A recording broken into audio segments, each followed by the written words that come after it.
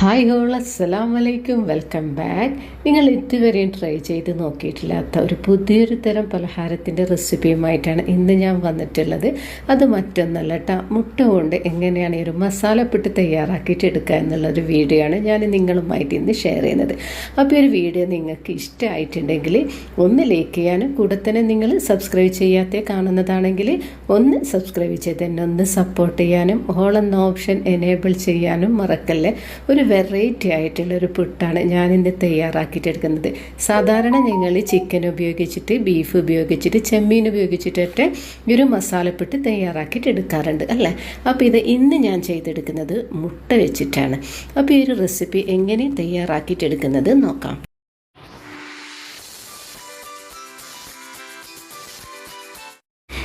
ഇനി ഈ ഒരു റെസിപ്പിയിലേക്ക് കിടക്കാം. അപ്പം ഞാനിന്ന് മസാലപ്പിട്ടാണ് തയ്യാറാക്കിയിട്ടെടുക്കുന്നത്. അതിനിത് അജ്മീൻ്റെ പുട്ടുപൊടിയാണ് ഞാൻ എടുത്തിട്ടുള്ളത്. അപ്പോൾ ഈ ഒരു പുട്ടുപൊടി നല്ല സോഫ്റ്റാണ് കേട്ടോ. ഈ ഒരു അജ്മീൻ്റെ പുട്ടുപൊടി കൊണ്ട് പുട്ട് തയ്യാറാക്കിയിട്ട് എടുത്തു കഴിഞ്ഞാൽ ഇപ്പം ഞാനിത് 1/2 കിലോഗ്രാമോളം പുട്ടുപൊടിയാണ് എടുക്കുന്നത്.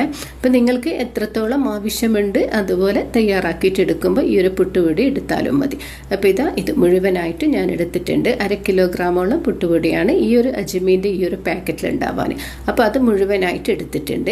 എന്നിട്ട് ഇതിലേക്ക് 1 ടീസ്പൂണോളം ഉപ്പ് ചേർത്ത് കൊടുത്തിട്ട് ഒന്ന് നന്നായിട്ട് ഇതിനൊന്ന് മിക്സ് ചെയ്തിട്ട് യോജിപ്പിച്ചെടുക്കാം. അജ്മീൻ്റെ പുട്ടുപൊടി കൊണ്ട് ഈ ഒരു പുട്ട് തയ്യാറാക്കിയിട്ട് എടുത്തു കഴിഞ്ഞാൽ നല്ല സോഫ്റ്റാണ്, നല്ലൊരു ടേസ്റ്റും കൂടിയാണ് കേട്ടോ. അങ്ങനെ ഈ ഒരു പുട്ടുപൊടി കൊണ്ട് നെയ്പ്പത്തിൽ അതൊക്കെ തയ്യാറാക്കിയിട്ട് എടുക്കാൻ പറ്റും. അതുമാത്രമല്ല കല്ലുമ്മക്ക ഇതൊക്കെ ഈ ഒരു അജ്മീൻ്റെ ഈ ഒരു പുട്ടുപൊടി കൊണ്ട് ഞങ്ങൾക്ക് തയ്യാറാക്കിയിട്ട് എടുക്കാൻ പറ്റും. അങ്ങനെ എപ്പോഴും പുട്ട് തയ്യാറാക്കിയിട്ട് എടുക്കുമ്പോൾ നേരത്തെ തന്നെ കുഴച്ച് വെച്ച് കഴിഞ്ഞാൽ നല്ല സോഫ്റ്റ് ആയിട്ടുള്ള പുട്ട് ഞങ്ങൾക്ക് തയ്യാറാക്കിയിട്ട് എടുക്കാൻ പറ്റും. അപ്പോൾ ഞാൻ ഇതിലേക്ക് വെള്ളം ഒഴിച്ച് കൊടുത്തിട്ട് നല്ല രീതിയിൽ തന്നെ ഇതിനൊന്ന് കുഴച്ചെടുത്തിട്ടുണ്ട്. അപ്പോൾ ഈ ഒരു രീതിയിലാണ്, ഈ ഒരു പരുവത്തിലാണ് ഞാനിപ്പോൾ പൊടി കുഴച്ച് വെച്ചിട്ടുള്ളത്. ഇനി ഇതിനൊന്ന് റെസ്റ്റ് ചെയ്യാൻ വേണ്ടി വെക്കാം. ഞാനൊരു 20 മിനിറ്റോളം റെസ്റ്റ് ചെയ്യാൻ വേണ്ടിയിട്ട് വെക്കുന്നുണ്ട്. അപ്പോൾ 20 മിനിറ്റ് കഴിഞ്ഞപ്പോൾ ഞാനിത് വീണ്ടും ഇതിനൊന്ന് കുഴച്ച് കൊടുക്കുമ്പോൾ നല്ല സോഫ്റ്റായിട്ട് തന്നെയാണ് ഇരിക്കുന്നത് കേട്ടോ. ഇനി ഇതിലേക്ക് 1 കപ്പ് അളവിൽ തേങ്ങ ചിരവിയത് കൂടി ചേർത്ത് കൊടുക്കുന്നുണ്ട്. എന്നിട്ട് ഇതിനൊന്ന് നന്നായിട്ടൊന്ന് മിക്സ് ചെയ്തിട്ട് യോജിപ്പിച്ചെടുക്കാം. ഈ ഒരു അരിപ്പൊടിയിൽ വീണ്ടും തേങ്ങ ചേർത്ത് കൊടുത്ത് കഴിഞ്ഞിട്ട് മിക്സാക്കിയിട്ട് യോജിപ്പിച്ച് കഴിഞ്ഞാലില്ല നല്ലൊരു ടേസ്റ്റ് തന്നെയാണ് പുട്ട് കഴിക്കുമ്പോൾ ഉണ്ടാവാൻ. എപ്പോഴും പുട്ടിനൊക്കെ കുറച്ചധികം തേങ്ങ ചേർത്ത് കൊടുത്ത് കഴിഞ്ഞാൽ നല്ലൊരു ടേസ്റ്റ് തന്നെയാണ് ഉണ്ടാവും. ഇനി ഇതിൻ്റെ ഒരു മസാല തയ്യാറാക്കിയിട്ട് എടുക്കാനുണ്ട്. അപ്പോൾ അതിന് വേണ്ടിയിട്ട് അടുപ്പിൽ ഞാനൊരു പാത്രം വെച്ച് കൊടുത്തിട്ടുണ്ട്. അതിലേക്ക് 1.5 ടേബിൾ സ്പൂണോളം വെളിച്ചെണ്ണയാണ് ഇതിലേക്ക് ഒഴിച്ചു കൊടുത്തിട്ടുള്ളത്. ഈ ഒരു രീതിയിലുള്ള മസാലകളൊക്കെ തയ്യാറാക്കിയിട്ട് എടുക്കുമ്പോൾ വെളിച്ചെണ്ണ തന്നെ യൂസ് ചെയ്യാൻ ശ്രദ്ധിക്കണേ. ഇനി ഇതിലേക്ക് ഞാനിപ്പോൾ ഈ ഒരു മസാല തയ്യാറാക്കിയിട്ട് എടുക്കാൻ വേണ്ടിയിട്ട് 3 വെല്ലുള്ളിയാണ് ചെറുതായിട്ടൊന്ന് കനം കുറച്ചിട്ട് അരിഞ്ഞെടുത്തിട്ടുള്ളത്. അത് ഇതിലേക്ക് ഇട്ട് കൊടുത്തിട്ടുണ്ട്. അതിനുശേഷം ഇതിലേക്ക് ഈ ഒരു ഉള്ളി പെട്ടെന്ന് തന്നെ വഴന്ന് കിട്ടാൻ വേണ്ടിയിട്ട് ഇതിലേക്ക് 1 ടീസ്പൂണോളം ഉപ്പ് കൂടി ചേർത്ത് കൊടുത്തിട്ടുണ്ട്. മസാല എത്രത്തോളം വേണോ അതിനനുസരിച്ച് നിങ്ങൾക്ക് ഉള്ളിയുടെ അളവൊക്കെ ഒന്ന് കുറച്ചെടുക്കാം. ഈ ഒരു ഉള്ളിൽ ഒന്ന് സോഫ്റ്റായിട്ട് കിട്ടിയാൽ മാത്രം മതി. ഒരുപാട് കളറൊന്നും അങ്ങ് മാറിപ്പോണ്ട. വയറ്റിയെടുക്കുമ്പോൾ പ്രത്യേകം ഒന്ന് ശ്രദ്ധിക്കേണ്ട ഒരു കാര്യമാണ് കേട്ടോ. ഒരുപാട് അങ്ങ് വയറ്റി കഴിഞ്ഞാൽ ഈ ഒരു മസാലക്ക് ഞങ്ങൾ പുട്ട് തയ്യാറാക്കിയിട്ട് കഴിക്കുമ്പോൾ അത്ര ടേസ്റ്റ് കിട്ടില്ല. ഒന്ന് ജസ്റ്റ് ഒന്ന് കടിക്കുമ്പോൾ നല്ലൊരു ടേസ്റ്റ് തന്നെയാണ് ഉണ്ടാകും. ഇനി ഇതിലേക്ക് ഒരു കഷ്ണം ഇഞ്ചി ചതച്ചെടുത്തതും 2 പച്ചമുളക് വട്ടത്തിൽ അരിഞ്ഞത് കൂടി ഇതിലേക്ക് ചേർത്ത് കൊടുത്തിട്ടുണ്ട്. പിന്നെ ഒരു തക്കാളി നല്ല നൈസായിട്ട് അരിഞ്ഞിട്ടുണ്ടായിരുന്നു, അതുകൂടി ഇതിലേക്കൊന്ന് ചേർത്ത് കൊടുക്കുന്നുണ്ട്. തക്കാളിയൊക്കെ അരിഞ്ഞ് ചേർത്ത് കൊടുക്കുമ്പോൾ ചെറിയ പീസായിട്ട് തന്നെ അരിഞ്ഞിട്ട് ചേർത്ത് കൊടുക്കാം. എന്നാൽ മാത്രമേ പെട്ടെന്ന് തന്നെ ഇതിന് ഒന്ന് ഉടഞ്ഞ് കിട്ടുകയുള്ളൂ. തക്കാളി നിങ്ങൾ സാധാരണ കറിയൊക്കെ വെക്കുന്നത് പോലെ വലിയ പീസാക്കിയിട്ട് അരിയാണ്ട് ചെറിയ പീസാക്കിയിട്ട് തന്നെ അരിഞ്ഞെടുക്കാൻ ശ്രദ്ധിക്കുക. കാരണം ഞങ്ങൾ പുട്ട് തയ്യാറാക്കിയിട്ട് എടുക്കാൻ വേണ്ടിയിട്ടാണ് ഈ ഒരു ഫില്ലിങ്സ് ഇവിടെ ചെയ്തെടുക്കുന്നത്. ഇനി ഇതിലേക്ക് കുറച്ച് കറിവേപ്പില അരിഞ്ഞെടുത്തത് കൂടി ചേർത്ത് കൊടുക്കുന്നുണ്ട്. കറിവേപ്പില അരിഞ്ഞിട്ട് തന്നെ ഇതിലേക്ക് ചേർത്ത് കൊടുക്കാൻ പ്രത്യേകം ശ്രദ്ധിക്കണം.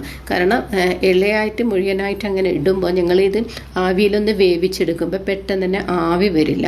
അപ്പോൾ അതുകൊണ്ട് ഇത് കറിവേപ്പില ചെറിയ പീസാക്കിയിട്ട് തന്നെ ഒന്ന് കട്ട് ചെയ്തിട്ട് ചേർത്ത് കൊടുക്കാം. അങ്ങനെ ഇതാ ഈ ഒരു മസാലകളൊക്കെ ഒന്ന് നല്ല രീതിയിൽ തന്നെ ഒന്ന് വഴണ്ട് കിട്ടിയിട്ടുണ്ട്. ഇനി ഇതിലേക്ക് ഞാൻ 1 ടീസ്പൂണോളം ചിക്കൻ മസാലപ്പൊടി ചേർത്ത് കൊടുക്കുന്നുണ്ട്. ഓപ്ഷനാണ്, നിങ്ങൾക്ക് ഇഷ്ടമുണ്ടെങ്കിൽ മാത്രം ചേർത്ത് കൊടുക്കാം. പിന്നെ ഇതിലേക്ക് 1 ടീസ്പൂണോളം കാശ്മീരി മുളക് പൊടിയും 1/4 ടീസ്പൂൺ മഞ്ഞൾപ്പൊടിയും 1/4 ടീസ്പൂണോളം ഗരം മസാലപ്പൊടി കൂടി ചേർത്ത് കൊടുക്കുന്നുണ്ട്. എന്നിട്ട് ഇതിൻ്റെ ഈ ഒരു പച്ചമണമൊക്കെ ഒന്ന് മാറി കിട്ടുന്നത് വരെ ഒന്ന് വഴറ്റിയെടുക്കുക. ഈ ഒരു സമയത്ത്, അതായത് ഈ ഒരു മസാലകളൊക്കെ, ഈ ഒരു മസാലപ്പൊടികളൊക്കെ ചേർത്ത് കൊടുക്കുന്ന സമയത്ത് ഫ്ലെയിം ഒന്ന് കുറച്ചിട്ട് വേണം ചേർത്ത് കൊടുക്കാൻ. അല്ലെങ്കിൽ ഈ ഒരു മസാലപ്പൊടിയൊക്കെ പെട്ടെന്ന് തന്നെ അതിൻ്റെ നിറമൊക്കെ ഒന്ന് മാറിപ്പം. ഈ ഒരു കാശ്മീരി മുളക് പൊടി ചേർത്തത് കൊണ്ട് തന്നെ നല്ലൊരു കളറുണ്ട് കേട്ടോ. ഇനി ഇതിലേക്ക് ഞാനിത് 1 ടേബിൾ സ്പൂണോളം വെള്ളം ഇതിലേക്ക് ഒഴിച്ചു കൊടുക്കുന്നുണ്ട്. അങ്ങനെ വെള്ളം ഒഴിച്ചു കൊടുത്തതിന് ശേഷം ഇതിനെ വീണ്ടും ഒന്ന് ഇളക്കി യോജിപ്പിച്ച് കൊടുക്കുക. വെള്ളം ഒഴിച്ചു കൊടുക്കുന്നതെന്ന് വെച്ചാൽ ഈ ഒരു മസാല ഇച്ചിരി ഒന്ന് ലൂസായി കിട്ടാൻ വേണ്ടിയിട്ടാണ് ഇതേ രീതിയിൽ ചെയ്തെടുക്കുന്നത്. ഇനി ഞാൻ നേരത്തെ തന്നെ 3 മുട്ട പുഴുങ്ങി എടുത്തിട്ടുണ്ടായിരുന്നു. ആ മുട്ട ഇതിലേക്ക് ചെറിയ പീസായിട്ട് അരിഞ്ഞെടുത്തിട്ടുണ്ടായിരുന്നു. അത് ഇതിലേക്ക് ചേർത്ത് കൊടുത്തിട്ടുണ്ട്. എന്നിട്ട് ഇതിനൊന്ന് വീണ്ടും നന്നായിട്ട് തന്നെ ഒന്ന് ഇളക്കി യോജിപ്പിച്ച് കൊടുക്കുക. ഈ ഒരു മുട്ടയും മസാലയൊക്കെ ഒന്ന് നല്ല രീതിയിൽ തന്നെ ഇളക്കി യോജിപ്പിച്ച് കൊടുക്കണം. അപ്പോൾ ഈ ഒരു മുട്ടയുടെ ഈ ഒരു മസാലയൊക്കെ നല്ല രീതിയിൽ തന്നെ തയ്യാറാക്കിയിട്ടെടുക്കാൻ പറ്റിയിട്ടുണ്ട്. ഇപ്പോൾ തന്നെ ഇതിന് നല്ലൊരു സ്മെല്ലൊക്കെ വരുന്നുണ്ട്. കാരണം ചിക്കൻ മസാലപ്പൊടിയൊക്കെ ചേർത്ത് കൊടുത്തത് കൊണ്ട് തന്നെ നല്ലൊരു ഫ്ലേവർ, അതായത് നല്ലൊരു സ്മെല്ല് വരുന്നുണ്ട്. ചിക്കൻ മസാല പൊടി ഇല്ലെങ്കിൽ നിങ്ങൾ മീറ്റ് മസാല ഉണ്ടെങ്കിൽ അത് ചേർത്ത് കൊടുത്തു കഴിഞ്ഞാൽ നല്ലൊരു ടേസ്റ്റ് തന്നെയാണ് ഉണ്ടാകുന്നത്. അങ്ങനെ ഈ ഒരു ഫില്ലിങ്സ് ഇവിടെ റെഡി ആയിട്ടുണ്ട്. ഇനി ഞങ്ങൾക്ക് പുട്ട് തയ്യാറാക്കിയിട്ടെടുക്കാം. ആദ്യം തന്നെ ഞാൻ തേങ്ങയാണ് ചേർത്ത് കൊടുത്തിട്ടുള്ളത്. അതിനുശേഷമാണ് ഈ ഒരു മുട്ടയുടെ ഫില്ലിങ്സ് ഇതിലേക്കൊന്ന് ചേർത്ത് കൊടുത്തിട്ടുള്ളത്. എന്നിട്ട് വീണ്ടും ഈ ഒരു അജ്മീൻ്റെ ഈ ഒരു പുട്ടുപൊടി ഇതിലേക്ക് ചേർത്ത് കൊടുക്കുക. നല്ലൊരു ടേസ്റ്റ് തന്നെയാണ് ഈ ഒരു അജ്മീൻ്റെ പുട്ടുപൊടി കൊണ്ട് പുട്ട് തയ്യാറാക്കിയിട്ട് എടുത്തു കഴിഞ്ഞാൽ. എന്നിട്ട് ഞാൻ വീണ്ടും ഇതിലേക്ക് തേങ്ങ ചേർത്ത് കൊടുത്തിട്ടുണ്ട്. എന്നിട്ട് വീണ്ടും ഈ ഒരു മസാല ചേർത്ത് കൊടുത്ത്, മസാല ചേർത്ത് കൊടുക്കുമ്പോൾ പ്രത്യേകം ശ്രദ്ധിക്കേണ്ടതെന്ന് വെച്ചാൽ ഒരുപാട് അങ്ങ് തിങ്ങിയിട്ട് നിറച്ച് കൊടുക്കരുത് കേട്ടോ, ഇട്ട് കൊടുക്കണ്ടേ, അല്ലെങ്കിൽ പെട്ടെന്ന് തന്നെ ആവി കിട്ടില്ല. ഇനി ഇതിനൊന്ന് കുക്ക് ചെയ്തിട്ടെടുക്കുക. അപ്പോഴേക്കും വെള്ളം നന്നായിട്ട് തിളച്ച് വന്നിട്ടുണ്ടായിരുന്നു. അങ്ങനെ ഈ ഒരു പുട്ടുവിട ഏകദേശം ഒന്ന് കുക്കായിട്ടുണ്ട്. മാഷാഅല്ലാഹ്, ഇത് നല്ലൊരു ആവി പറക്കുന്ന നല്ല ചൂടോട് കൂടിയിട്ടുള്ള ഈ ഒരു മുട്ടയുടെ പുട്ട് നിങ്ങൾ ഇതുവരെ തയ്യാറാക്കിയിട്ട് എടുത്തിട്ടില്ലെങ്കിൽ ഇതേ രീതിയിൽ നിങ്ങൾ തയ്യാറാക്കിയിട്ട് എടുത്തിട്ട് ഇതിൻ്റെ ഫീഡ്ബാക്കൊക്കെ എന്നെ ഒന്ന് അറിയിക്കാം. അതുപോലെ തന്നെ നിങ്ങളെ ഫാമിലിക്കും ഫ്രണ്ട്സിനൊക്കെ ഇതൊന്ന് ഷെയർ ചെയ്തെടുക്കുക. അങ്ങനെ നല്ല ചൂടോട് കൂട്ടിയിട്ടില്ല ആവി പറക്കുന്ന ഈ ഒരു മുട്ട മസാലപ്പുട്ട് ഇവിടെ റെഡി ആയിട്ടുണ്ട്. അപ്പോൾ വീണ്ടും ഞാൻ അതേ രീതിയിൽ തന്നെ നിങ്ങൾക്ക് വേണ്ടിയിട്ട് കാണിക്കുന്നുണ്ട് കേട്ടോ. ആദ്യം തേങ്ങ ചേർത്ത് കൊടുക്കുക, പിന്നെ ഈ ഒരു മുട്ടയുടെ ഈ ഒരു ഫില്ലിങ്സ് ചേർത്ത് കൊടുക്കുക, പിന്നെ നേരത്തെ കുഴച്ച് വെച്ച അജ്മിയുടെ ഈ ഒരു പുട്ടുപൊടി ചേർത്ത് കൊടുക്കുക. അങ്ങനെ നല്ല സോഫ്റ്റ് ആയിട്ടുള്ള നല്ല ടേസ്റ്റോട് കൂടിയിട്ടുള്ള നല്ല വെറൈറ്റി ആയിട്ടുള്ള ഈ ഒരു പുട്ട് ഇവിടെ റെഡി ആയിട്ടുണ്ട്. അപ്പോൾ ഇൻഷാ അല്ലാഹ് ഇനിയും പുതിയ റെസിപ്പിയുമായി ഞാൻ വീണ്ടും വരുന്നതായിരിക്കും. അസ്സലാമു അലൈക്കും വറഹ്മത്തുള്ളാഹി തആല വബറകാതുഹു.